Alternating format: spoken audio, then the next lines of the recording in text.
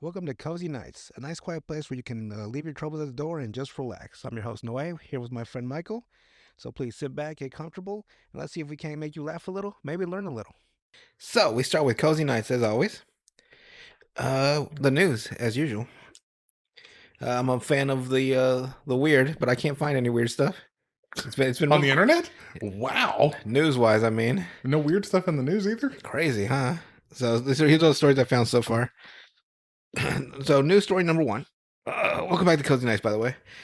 Oh, my fucking back. Sorry, guys. I've had quite a fucking. I'll tell you after in my life stories after Cozy Kitchen. Anyway, news story one: the scientists at the University of Shanghai, they just created a new disk that can hold 1.6 petabytes of data. I'm talking about a CD. 200 equivalent of 200 terabytes. They said you could put more stuff on there than you could ever watch in a lifetime. Yeah. Like about like a few million movies. And I'm like, oh my God. And my first literal thought was, that's a lot of porn I could put on there. My entire collection in one place. The question is how much does Pornhub hold? I don't know. I'm not going to put all of Pornhub on there. I don't want step family and urine stuff. Ugh. Yeah. All they do is retitle it. It's fine. To what? They take away the brother sister aspect and they'll just put regular.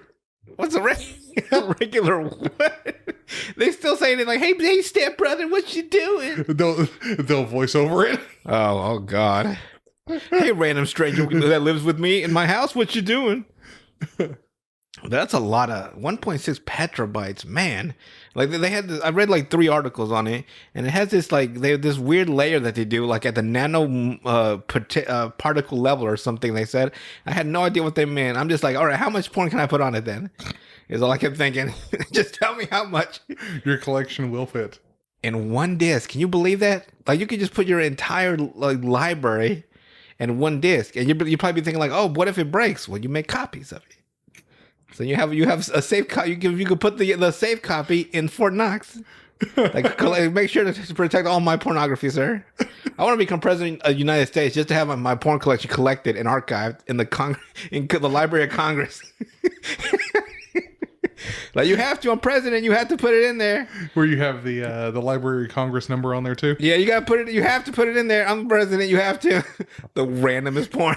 Oh God. You have to put it all in there. I'm the president. Become president just for that. Literally just for that. Then I resigned right after they put it in. My job is done. Enjoy my pornography, future generations. I think for the most part too, if you write a book, it just shows up there. As a president? No. As anybody? I'm pretty sure. Probably some shit books out there then. I know. In the goddamn Library of Congress. So we gotta do it. It's part of our creed or motto or whatever bullshit we made up. Now it's stuck there forever. Just do it though, just so that way you can get it in there. That's weird. What the fuck is the Library of Congress? Just a collection of like history in general, like in terms of like books and movies and stuff that they feel like is culturally significant. See, it says, by law, every author or publisher is required to provide the Library of Congress with at least one copy of every book, record, CD, DVD, and software offering that is sold on disc to the Library of Congress. Sold on disc. Mm-hmm. So you give them the disc form of the thing, they keep it in storage in case they need to. Yeah. Well, damn. So if the apocalypse ever happens, and then it says the library then decides what gets shelved and what does not. They have to take. But they have to have a copy. They have to take my porn though. Yes, they have to have a copy of it. They need to put it on the shelf. You'll fight to get it out there. That'd be a great place to go if the apocalypse ever hits, like zombie apocalypse. Yeah. Just go to the Library of Congress. They have everything I need. Mm-hmm. All the knowledge I could possibly want to read into. All right, so story number 2. I didn't know, but Japan they actually have a dollar store called the what is it? The Daiso? Daiso. The Daiso, is that how you say it? They have them in Dallas. The founder died recently at 80 years old. And I got this story from the AP Associated Press on February 20, 2024, written by Yuri Kageyama. So Japan, this is insane, by the way. So there's 5,000 stores Hmm. in 26 nations and regions. Hmm. 580 billion yen last year in the last fiscal year is what they earned, which is equivalent to $4 billion American. Yeah. They're just raking in money. Yeah, they got two of them in Dallas. I've been to both. Interesting. That's where I got your those notebooks that I brought back for you. Oh, I thought those were rare items. No, Hundreds of thousands of dollars no, a piece. $2 The illusion shattered. from Dazo. Here's the one thing I found interesting is the store carries around like 76,000 items, give or take. Yeah. I guess depending on size too. Mhm. Uh, 100 yen is equal to 67 American dollar or cents. Mhm. So it's like not even a dollar store; it's a 67-cent store. Mhm. Cool. All right, story number 3 from February, also Associated Press, February 16, 2024. This science experiment in this elementary school in Gallatin, Tennessee, called Vanna Stewart Elementary. A bunch of third graders. They were having a science experiment from an outside presenter using dry ice, and something went wrong, and 18 of those kids and their teacher go to the hospital. For what? I don't know. The kids started reporting they started feeling nauseous, and maybe it was like a mass hysteria. They all went to the hospital. Dry ice isn't gonna. I don't know. Like, imagine, like, that's how hysteria works. Like, one of them freaks out, then they also feel the symptoms, and they feel the symptoms, and all of a sudden everyone's sick. Kind of like that cop that thought he was getting shot at. Everyone's just dancing till they die, like in France. Or a piece of acorn hits your car and you lose your shit. Thought you got shot. I'm fucking. God dang, John Wick lost his damn mind. It just unloads the entire. Jesus, man, train the police officer better. But yes, the hysteria, I could see that happening. Mostly with kids. Yeah, so one of them's like, I don't feel good. Like maybe the ice hit him right, and he's like, but they're all okay. Yeah, nothing happened to them. Some of them they just freaked out. It was a collective freak out. That's why I find it funny though, because dry ice is just carbon dioxide. Just ice. Maybe the room was small. Like there was too much ice, and they were they lost. They couldn't breathe anymore. You know what I mean? Yeah, I mean, it's possible, but it's just CO2. It's nothing, and like a little block of it's not going to do much. Like think about it. They used to use CO2 in fog machines. Yeah, let's throw a fog machine into a tiny room and see if people die or not. Yeah, let's do that. Let's not do that so we don't go to jail. So these next 2 stories come from a book I got called News of the Weird, written by Chuck Shepard, John J. Cahoot, and Roland Sweet.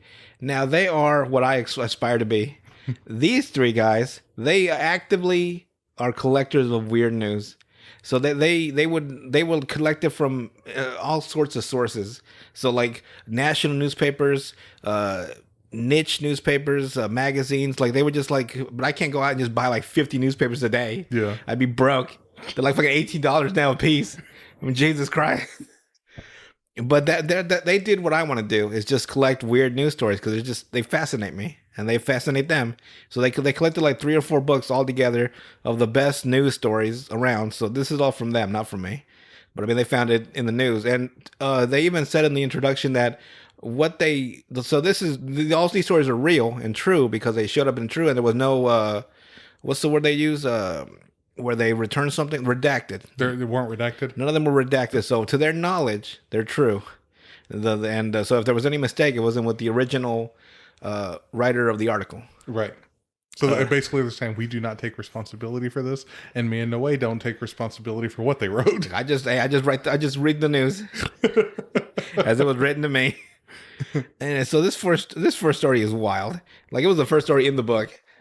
So this woman in New York hires 2 hitmen to kill her husband. She gives him $20,000, and they beat the hell out of him with a baseball bat.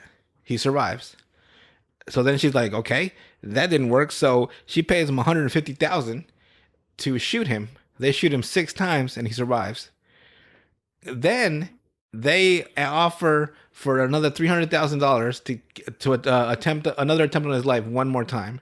And by then, the police had found out what's going on. And they arrested all 3 of them, the 2 headmen and the wife. So I started thinking about this, and I'm like, why would I pay you more if you failed the first 2 times? You know what I mean? Like I deserve a discount. It's like it should be done for 10 grand now. Yeah, or nothing. Half off. I gave you $170,000 total, and you never killed this man. Like I know it's wrong. You know, it's wrong to kill somebody or hire someone But to they're kill. just bad. Like But they are horrible hitmen. Either they're the best hitmen ever, so like we won't kill them, and then she'll pay us more. Yeah. Or they're that fucking terrible. I mean, he did take 6 shots and survived. So hats off to the husband, who's apparently Chuck Norris.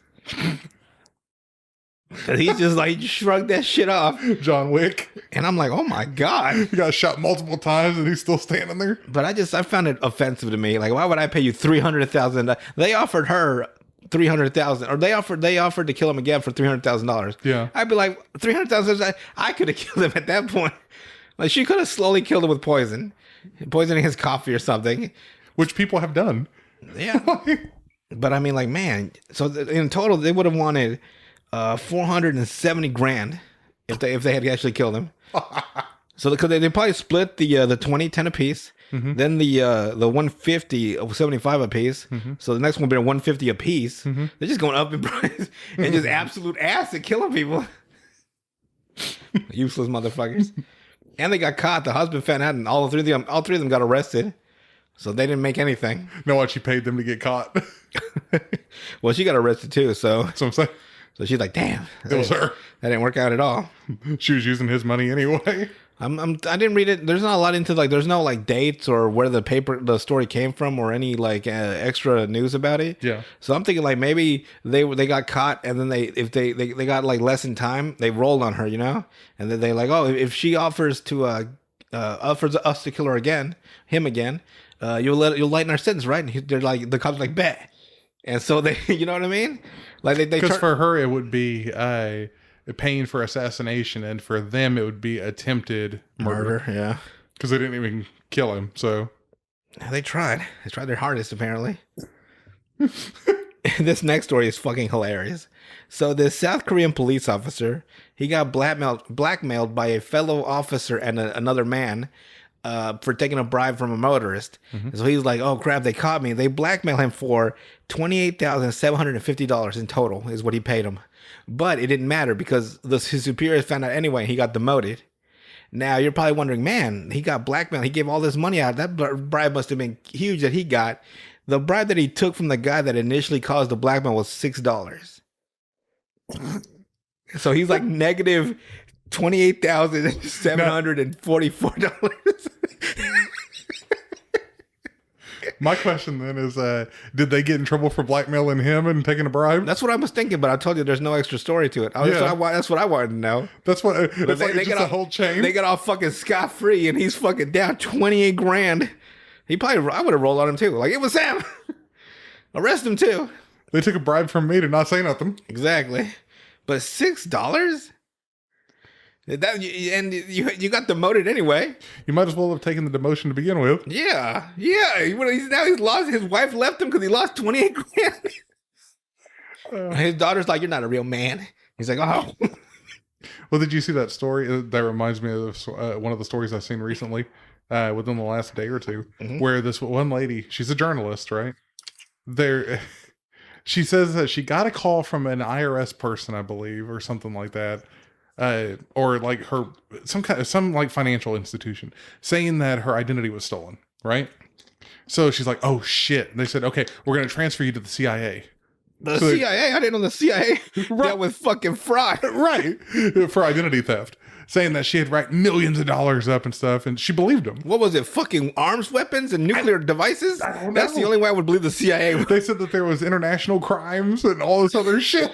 That'd be Interpol, not the goddamn CIA. Well, to make a long story short, the end of it, they told her to bring $50,000 in a shoebox, hand it to somebody in the back of a car, and she did it. Damn woman. To make it go away. Well, did it make her go away too? She fucking disappears. And then her husband said, why didn't you tell me? I was scared. Just gave away 50 grand. Yeah. I mean, some people just freak out. This is over days, though. It happens, though. In one day, even. Crazy ass people. Not crazy, just like not very fully aware of the scams, the level of scams people go to. So like especially older people, they get like a call from like some or I like get older people. This is not an older person. This is a person in their 30s. still you never know. They're not used to like the real world. The millennials. Not even millennials, just people. Not everyone's like the sharpest knife in the fucking drawer. Not even butter knife level. Oh my god. It just happens. Hey, somebody tells me I need $50,000 in cash now. It's like that's a I'm fucking. like, oh, you want ones or 20s? Gonna fucking hang up on them. Well, she said that when she went to the bank and she drew it out, the lady gave her a weird look. It's like, okay. She brought it back to her. She's like, honey, don't get scammed. Well, here you go, getting scammed. Poor woman. So you always gotta protect the people that are not. You gotta protect the gullible from the freaking hawks circling. Wasn't it you though that said that the reason they don't make bear-proof dumpsters? Yeah. So it makes sense. It does, but I don't know. I just feel bad for people that get scammed like that. This lady, no. Specifically for this lady, no. Why? What's so special about her? She's a very devious journalist. So personally, I don't really care. I didn't say you had to agree with me. I found it funny. It's funny, but it's also sad and annoying. It's sad, yes. I God agree. dang scam artist. You know how many calls we get at the store that I work at? It's like, hello, this is the DM. I'm like, you don't sound like the DM. You know what, though? I do whenever I get a phone call like that. Because I get multiple calls where it's like, hey, this is Amazon. We're looking to deliver your package, but we need your address and your name and your phone number and all this. Even though you called me. It's like... She's in a crack. Oh, man. It's nothing worse than breaking the phone. Yeah. But it's like, what you do is you pick up. You hear what they first say. It's like, in 3, 2, 1. Thank you for calling News 9. Phone gets hung up real fast. I once had a guy come knock at the door, and he was actually asking weird. He was acting super weird. He's like, "Well, I'm here to turn your dish into direct." Like he was saying he was going to switch providers, right? Yeah. And I'm like, Dish, we don't have Dish or Direct, and we're not switching into anything. Oh, and then we got into this big conversation, right? And I'm like, oh, what do you got? Like, I got AT&T. Like, oh, how convenient. And he unrolls his shoulder sleeve, and it says AT&T on one side. And I'm like, that's random. Why'd you have it rolled up? By the way, why did you say you were here to switch my Dish to Direct if you're for AT&T? Get the fuck out of my fucking port. This dumb motherfucker, I don't know what he was trying to do. Yeah. I think he was like a hacker trying to do one of those human things where he needs to do something so he can get like free internet near his house. Yeah. He sure didn't get it from me. He knew the minute I saw his fucking sleeve roll down that we both know you're full of shit. People are fucking stupid. Absolutely. He's got to be smarter than the people that try to scam you. Ask more questions. They hate it whenever you ask questions. He sure fucking did. All right, now we move on to the Cozy Kitchen. We are done with the news. We'll have more from Chuck and the other two guys. I don't remember their names. Sorry. Roland and the other guy. I don't remember the middle guy's name. His last name is hard to pronounce. Kahoot. It just sounds like it's not going to be Kahoot, you know? So I'm afraid to say Kahoot.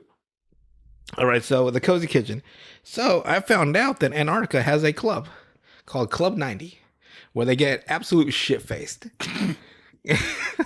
That's what the Instagram article said anyway.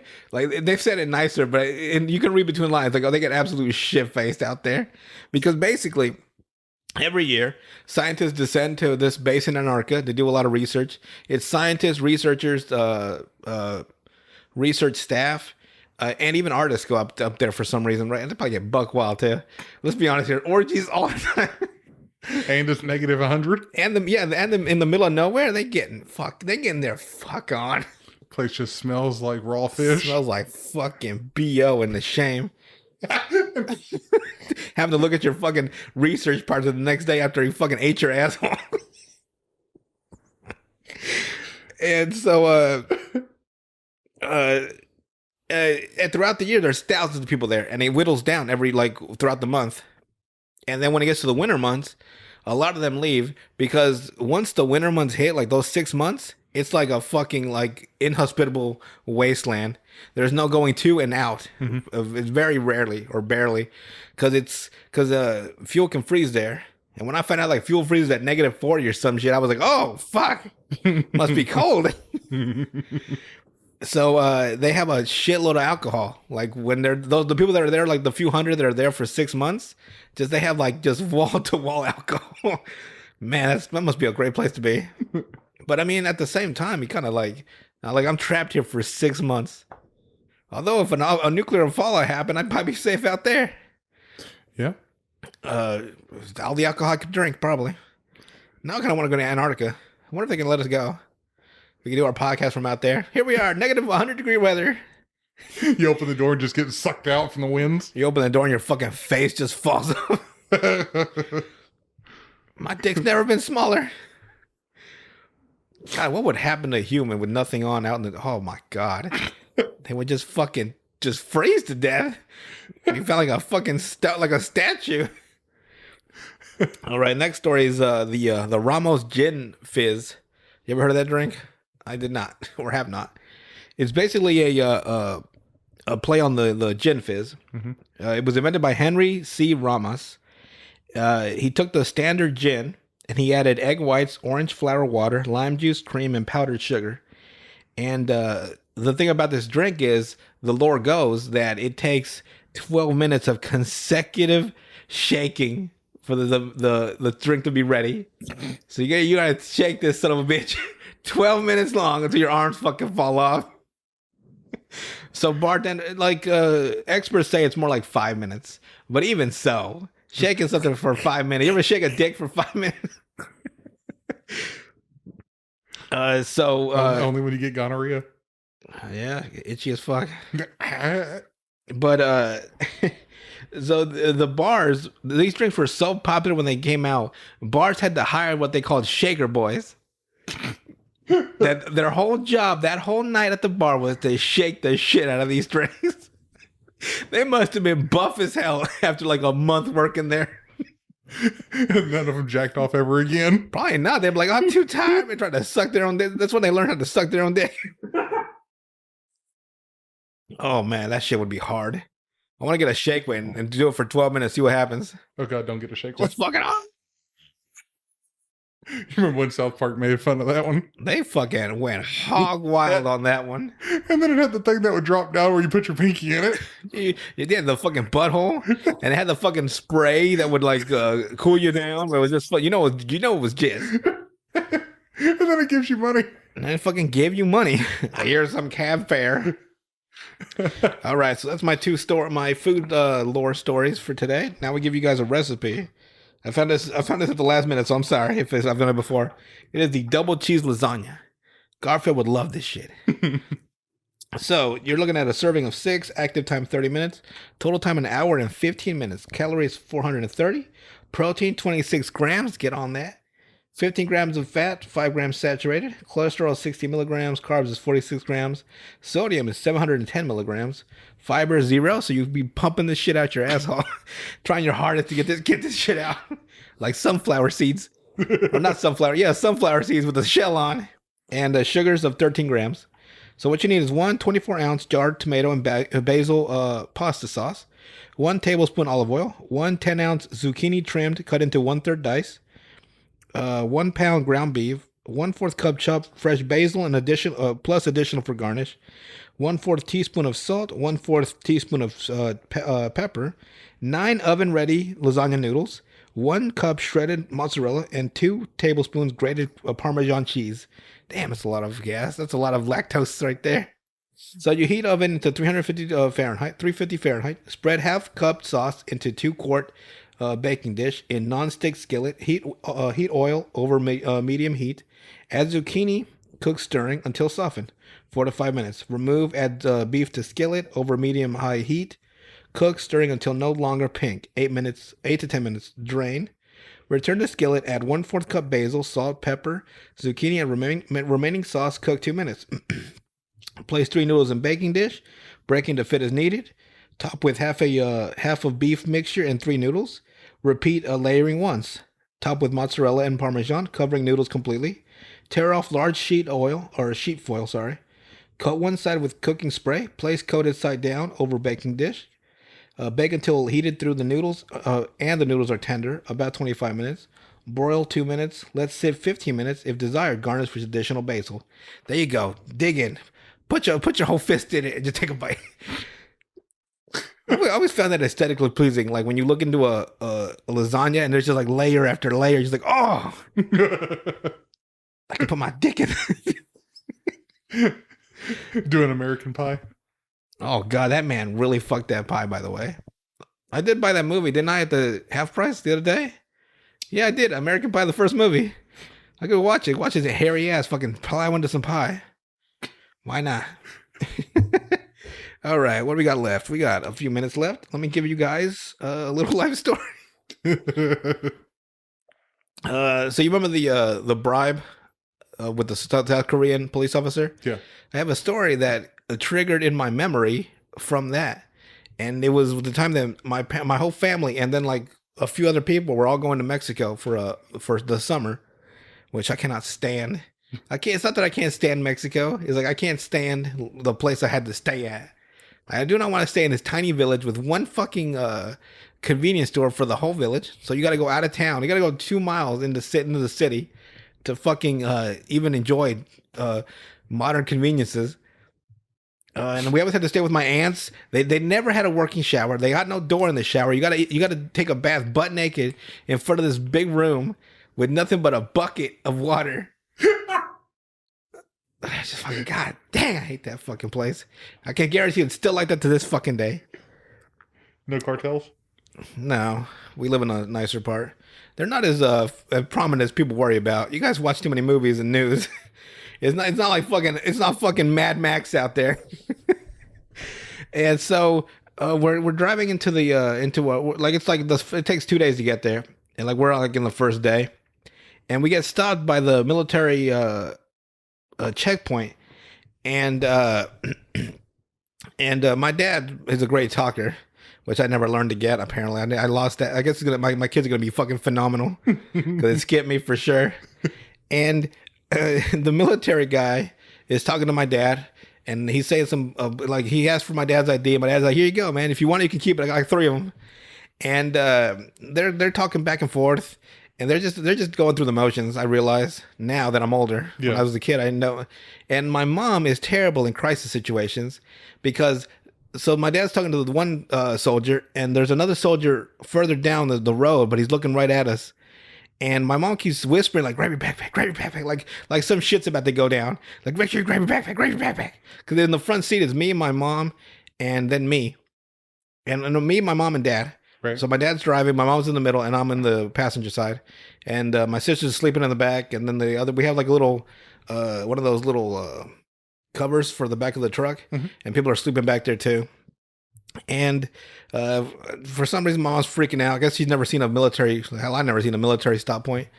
And the fucking guy, he notices us, my mom whispering in my ear, super obvious. So the guy watching us from our side, the passenger side, starts slowly walking towards us, and he fucking unslings this goddamn M13. And I'm like, you need to chill. Now, in my head now, I'm like, you should have been calm. Nothing was going to happen. And so she's fucking freaking out for no reason. And so my dad's like, so can we go or not? And the fucking, the guy that my dad's talking to, he fucking starts, I never forget, he started playing with his mustache. He's like, man, it's been hot out here. Throat's real dry. He wanted a fucking bribe, was all he wanted, a couple dollars. So we gave him like 10 pesos and we got to move on. It's like, oh, my throat's real dry. It's been so hot out here. I'll never forget the way he played with his fucking mustache. Was this on the U.S. side or the Mexico side? It was the Mexico side. It was the military police on the Mexican side. I was going to say 10 pesos here. We'll get you even a fucking bottle of water. So I'll never forget the guy playing with his mustache and his fucking thick-ass aviator glasses. Or that fucking cop, or the other fucking soldier fucking unslinging his M13. I'm like, uh-oh. Maybe we are in some fucking problems. But it reminded me of his bribe that he took. Yeah. I'm like, oh yeah, that shit was fucking hilarious. Now thinking about it now, my mom is terrible in a crisis situation. It's like she'd like get you like she was like we're gonna fucking hop out the car and run and get fucking lit the fuck up with an M13. Was all that was gonna happen. Where the fuck was I gonna go? Even a fucking poor shot at like fucking 10 feet, I'd get laid the fuck out. You know what I mean? It's an M13. Just run for it. No one would have fucking made it. All he had to do was fucking spray in a straight line, and it's game over.